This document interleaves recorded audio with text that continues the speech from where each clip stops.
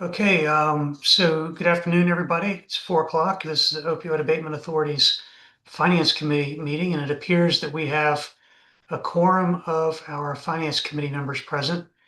And so at this time, I'm going to turn it over to the chair of our Finance Committee, Delegate Brianna Sewell. Thank you, Mr. McDowell. Good afternoon, everyone. As noted, I'm Delegate Brianna Sewell, and I serve as treasurer for the OAA Board of Directors. I will be chairing today's Finance Committee meeting. And with that, I would like to call this all virtual meeting to order. In addition to myself, we have a few other members of the OAA board here with us. We have Dr. Sarah Thomason, Vice Chair of the board, and Miss Debbie Ritter. And with their attendance, we have a quorum. With that being said, I would like to welcome them as well as all others who are in attendance today.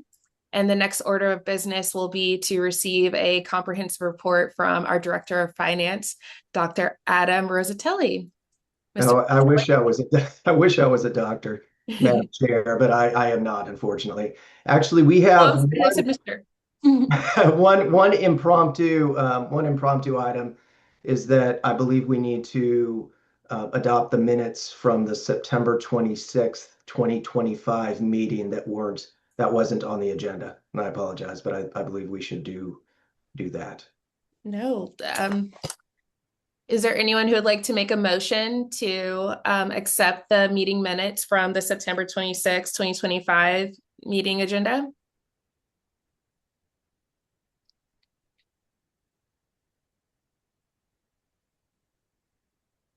I'll make a motion to accept the minutes. Oh, I'll second it. Wonderful. All those in favor? Aye. Hearing no opposition, the meeting minutes are accepted.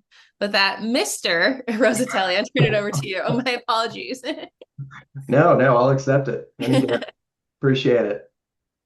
All right, so moving right into it, I'll begin with an update of the OAA share of the estimated settlement payments and corresponding budget. So the biggest change since this info was last presented to this committee is that a new settlement has been announced, and that is Albertsons, which is a grocery chain which owns the affiliated grocery chain Safeway, which has multiple locations throughout the state. So the estimated total amount to Virginia from this settlement is about $16.7 million, of which $9.1 million will come to the OAA, paid out over 9 years.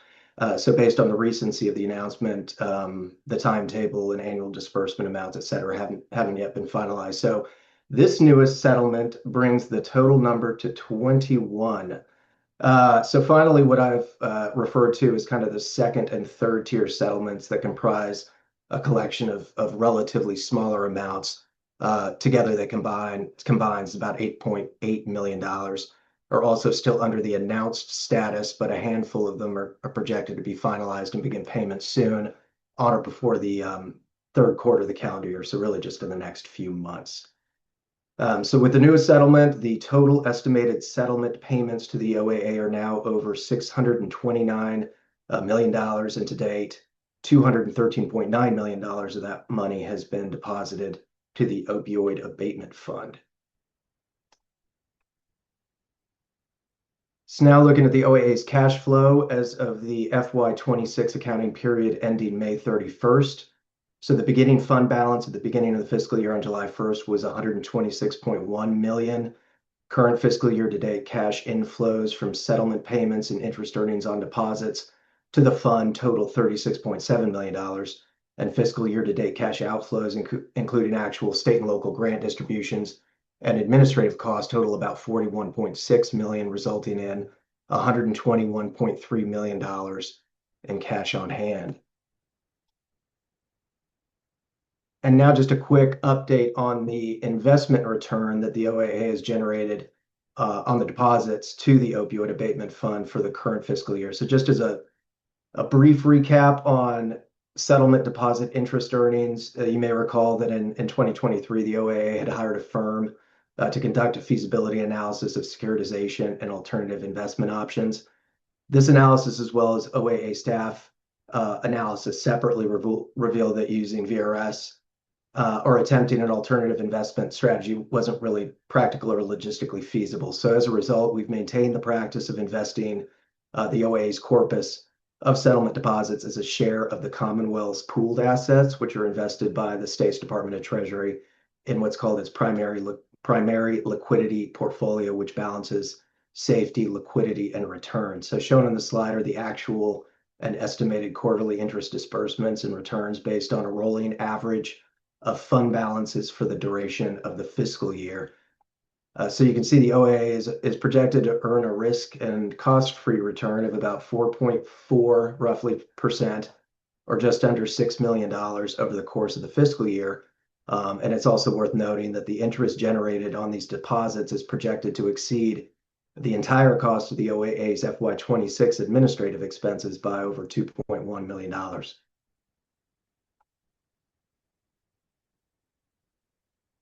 So now transitioning to the projected funds available for grant awards. Looking at the graph, it depicts the information contained in the table above. You can see the estimated annual settlement payments for each year, which is shown as the blue line, and the annual budgeted expenditures for each category represented as those stacked bar charts. So looking at the revised payment and expenditure schedule overall, again, there were very few expenditures in FY23 relative to the revenues received. That's why it looks like that. And then grant awards obviously have increased substantially in FY24. That was the largest single year jump and have continued to increase in each subsequent year. So this is in relation to settlement payment revenues totaling $213.9 million through the current fiscal year. So this results in a projected net carry forward balance of roughly $103 million going into the current application cycle FY27, with 33 million roughly of that available for our individual distribution awards, while the remaining carry forward balance has been budgeted for discretionary awards over multiple years, consistent with the board's adopted measured budgeting approach.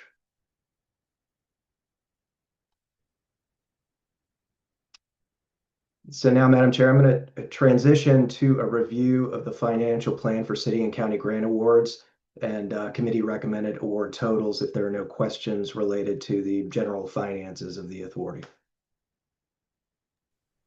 Do we have any questions? Seeing none, feel free to move ahead. Fantastic, thank you. And so looking at these, I'm going to start with the individual distribution and gold standard award totals. So a total of approximately $4.4 million was approved for award statewide. And this amount provides funding associated with 78 applications from cities and counties made up of 61 renewals and 17 new projects. So now moving on to the budget and award totals for the cooperative projects.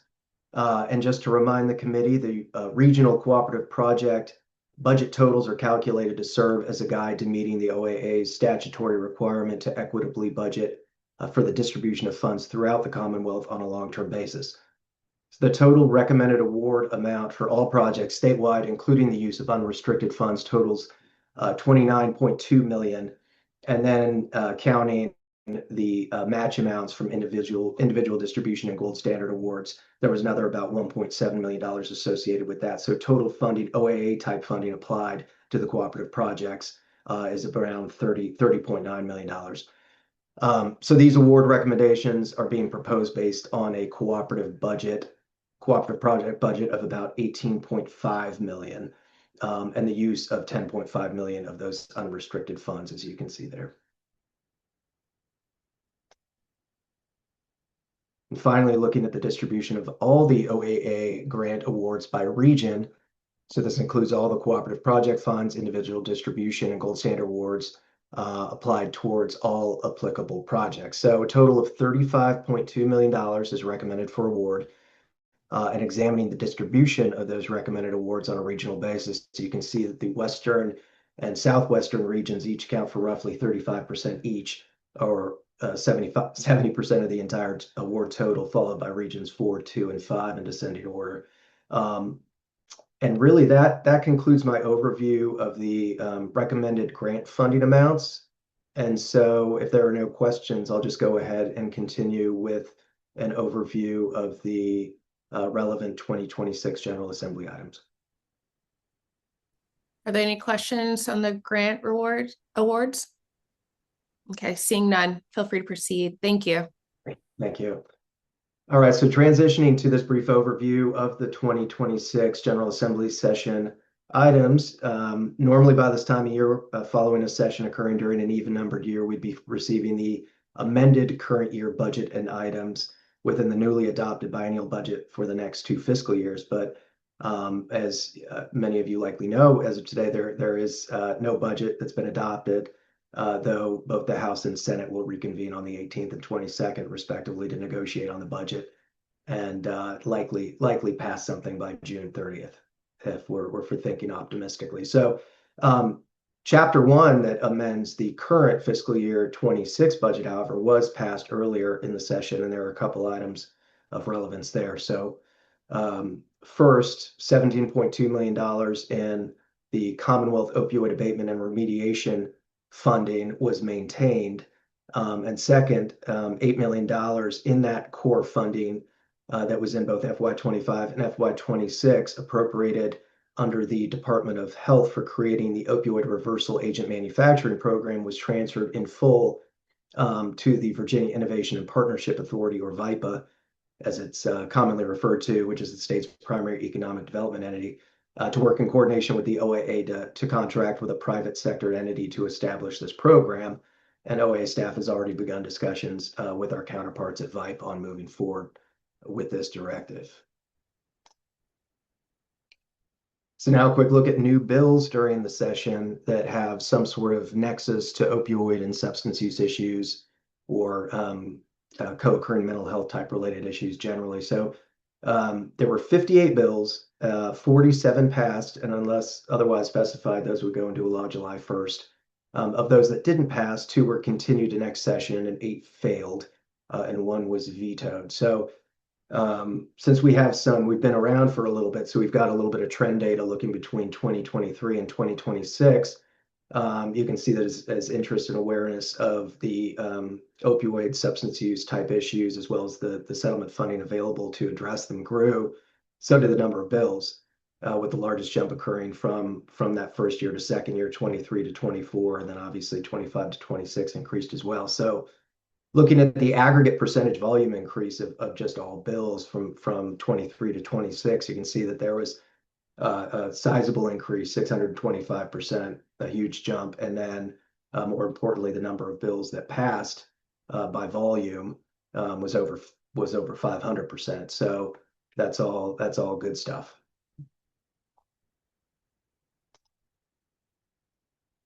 All right, so now looking specifically at the core fund. So as you know, the core fund receives the Commonwealth share of opioid settlement funds, and that is 15% of all the funds received by Virginia. They go directly and they're deposited there and don't pass through the OAA and go through the normal appropriations process. So given that a new biennial budget hasn't yet been adopted, I just went ahead and provided an update that includes items contained in the FY26 caboose, as well as the governor's introduced biennial budget, including the floor approved amendments from both the House and Senate. And those are italicized for reference there in that table. So looking back at the first core appropriations contained in Chapter 1 from the 2023 session in that FY24 column, through the approved and proposed amendments in FY28, there's a total of $67.2 million in core fund use. And to date, $86.3 million in core funds have actually been received and deposited to that fund. And that's of the roughly $193 million in total estimated payments the Commonwealth is projected to receive through FY41.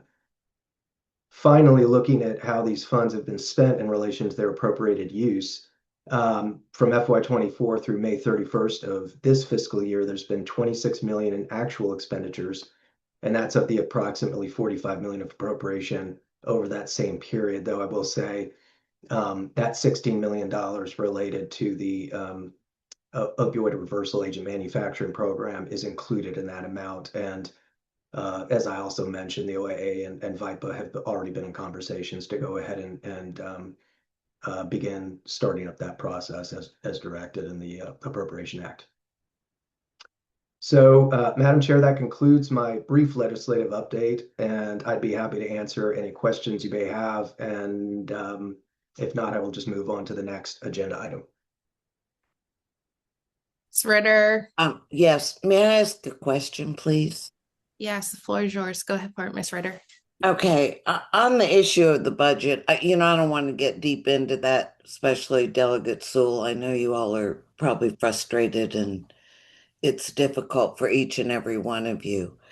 But I read an article this morning that in case a total budget agreement is not reached, they'll probably act on a skinny budget, which funds only core services. Is this considered a core service? Are they automatic appropriations? Yeah, Madam Chair, Ms. Ritter, yeah, I believe so. Generally, public health and public safety type activities, and I believe education might be included in the core services. Okay. I'm not an expert, and I think that's the case, but these are non-general funds too, that while subject to appropriation, that may, the OAA funding wouldn't be, but potentially appropriated core funding that wasn't adopted may not be used if it wasn't included in a new budget. But it's kind of hard to, I mean, it's this situation hasn't really ever presented itself. So I don't know if Tony has any more insight on that, or maybe even Delegate Sewell, but there were probably arguments constitutionally both ways about what would and wouldn't qualify as a what, like a required service in a state of a no new budget. Well, you all, I guess the best request I can make is that you keep us updated as the negotiations go through, just so we know and how to communicate with our agencies that may be asking for grants. I mean, Sure. I guess you take the applications and just wait and see when the clouds clear what's available. Yeah, I would believe so. Yeah. I mean, if an agency that's receiving an application doesn't have appropriated funds to do the programs, but if it's a public health related program, I'm pretty certain that those go. But again, I believe it would be on the most recently adopted budget, so it would be on the levels of FY26, not 27 and 28, I believe. Adam, this is Senator Pillion. Yes, sir. Hey, so I would just say it's a long way to June 30th. So stay the course. Oh, I'm not being critical, just wondering. No, I didn't expect you were. No, I think there's I think we'll have a budget before June 30th. A full budget? Yeah. I think we'll have a budget that can allow the OAA to continue to function properly. Great. Well, I won't ask you about our local government issues then. I would ask your local senator or delegate. Oh, believe me, I have them on speed dial. Thank you. Perfect. All right. Thank you, sir. And Madam Chair, I will just go ahead and transition then into the next agenda item is a review of proposed administrative and grants compliance policies and procedures, and then concluding with the proposed OAA budget for FY27 and FY28. So as just a brief recap, you'll recall that the code provides that the OAA is subject to an annual audit by the Auditor of Public Accounts, or APA, and that the APA concluded its first performance audit of the OAA's financial and administrative processes in its IT infrastructure and security last July. As a result of that audit, there were a handful of management recommendations that in short recommended that the OAA document all of our financial and administrative processes and existing board approved policies and procedures in kind of in a comprehensive sort of manual to document essentially the processes and practices that were in place at that time, but hadn't really, again, been memorialized anywhere formally. So following the audit recommendations, OAA staff immediately sought to address them, and in doing so, retained Strategic Technology Solutions, or STS, to develop and implement an appropriate IT security standard and governance policies. Formal responses were made to the APA and through our required year-end agency risk management and internal control standards, or RMICS submission. In addition, the OAA contracted with the audit and consulting firm RSM to assist with addressing the finance and administrative type findings, which were used. They deployed kind of a phased approach for documenting and developing an internal and external policies, procedures, and compliance guidance, both internally and then also something for our external grant recipients to make sure that they comply with our grant conditions. So phase 3, after that is done, there will be a continuous monitoring component performed by both STS and RSM to make sure that we're adhering to our own policies. So this right now is in kind of an informational posture. It's still being finalized, but it's very close to being done. And it's expected that this will be shared again to the board soon at a later date for consideration about subsequent adoption. And then looking at the purchasing policy, so this is going to be contained within that comprehensive manual that I spoke to a moment ago. But I think the purchasing element, since it's so instrumental in how we conduct business and has such a big magnitude on the OAA operationally, it's appropriate to just kind of call out separately. So as you probably recall, the Code of Virginia exempts the OA from the procurement provisions of the Virginia Public Procurement Act, which essentially allows the organization to be more nimble and respond quickly and prudently to any procurement needs that come up, while allowing us to be focused on the core mission of abating and remediating the opioid epidemic. So given this exemption, it's necessary for us, the OA, to clarify and document its procurement policies and procedures in a way that preserves the autonomy intended in the OA's enabling legislation, but also ensures that there are prudent rules in place that govern purchasing and procurement. So the proposed policy that's here, that again will be incorporated into that comprehensive manual for adoption at a later date, overall delegates the authority to the executive director for the purchase of goods and services for the administrative operations of the OAA. And this doesn't pertain at all to grants or other assistance made by the OAA to cities, counties, or state agencies. And importantly, the policy follows all applicable Commonwealth purchasing requirements related to the agency's small purchase credit cards, which is how a good deal of all of our routine goods and services are required anyway, and then specifies the procurements for larger scale goods and services conducted by our third-party administrative support provider, the Department of Behavioral Health and Developmental Services, that those procurements comply with all applicable laws of the Virginia Public Procurement Act, like any other executive branch agency might be subject to if they were to go out with a procurement. So that will be, again, viewed comprehensively in the manual when it's been finalized. And then finally, concluding my report with a review of the proposed OAA FY 27-28 budget. So the graph and table on the slide show the budgeted allocation of grant awards, unrestricted funds, and administrative costs over the biennium. Adjustments to the budget reflect the newest estimated settlement payment amounts, as well as carry forward of prior year balances, budgeted consistent with the board adopted long-term financial plan.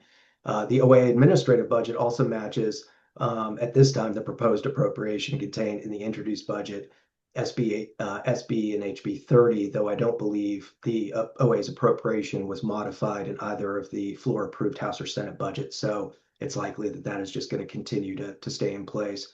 So looking at the approved current fiscal year budget in relation to FY 27 and FY 28, you can see that overall costs have gone down in both whole dollar amount as well as a percentage share of the overall budget. There are a handful of cost drivers or savings that contribute to this reduction in overall administrative cost. The largest cost savings is attributed to our professional services costs, which largely reflects the vendors with whom the OAA contracts for certain core operational functions, such as our IT, grants management system, and PR marketing type services.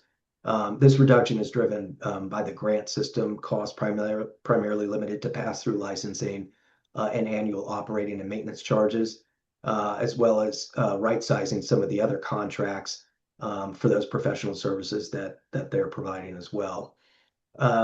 And really, the only substantial cost driver is a modest increase in personnel costs.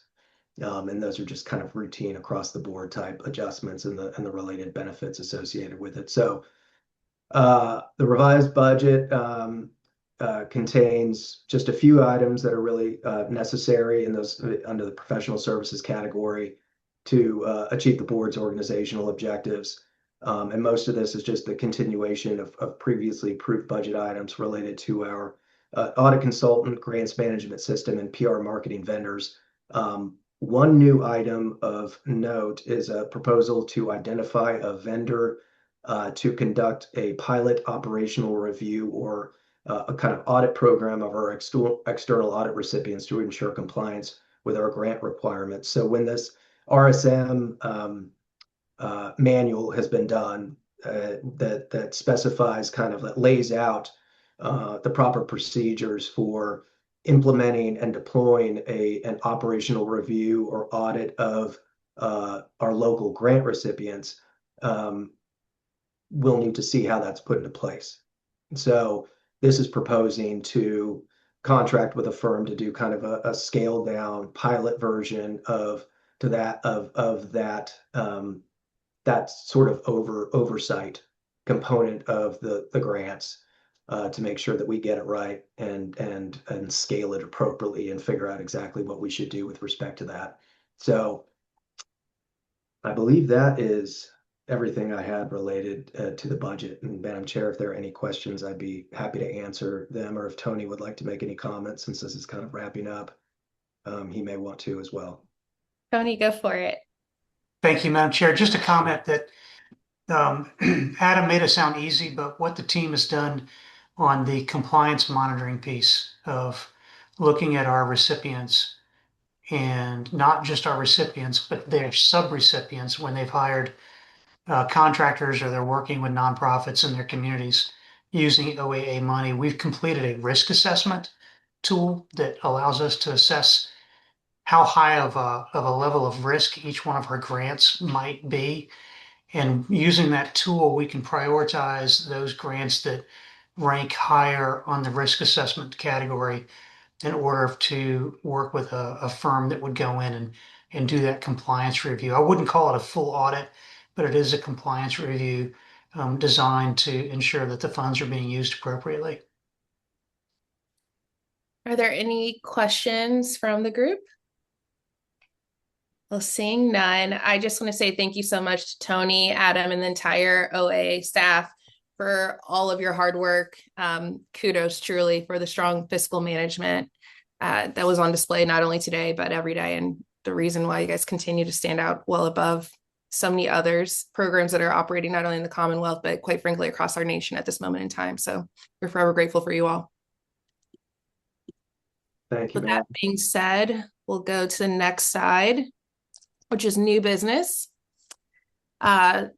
There is one item for the committee's consideration today, and we're going to consider a recommendation to the OAA Board of Directors approval of the FY 27-28 OAA budget as it was presented by Adam just now. So I am happy to entertain a motion. I'll make the motion to approve the proposed OAA budget. I'll second that. All those in favor? Aye. Any opposition? Seeing none. The recommended proposed budget for 2027 through 2028 for the OAA has been approved and is now on to the OAA Board of Directors for further consideration. Fantastic. Thank you, Madam Chair. And I believe it's just discussion now. So Yeah, so there have been multiple opportunities for people to offer comments, but I do want to pose another opportunity for individuals if there are any items that were presented today that they would like to discuss further. No, I just have a question. I Mr. could Ritter? actually email this, but I'm recovering from an accident. And am I able to participate virtually in the June 15th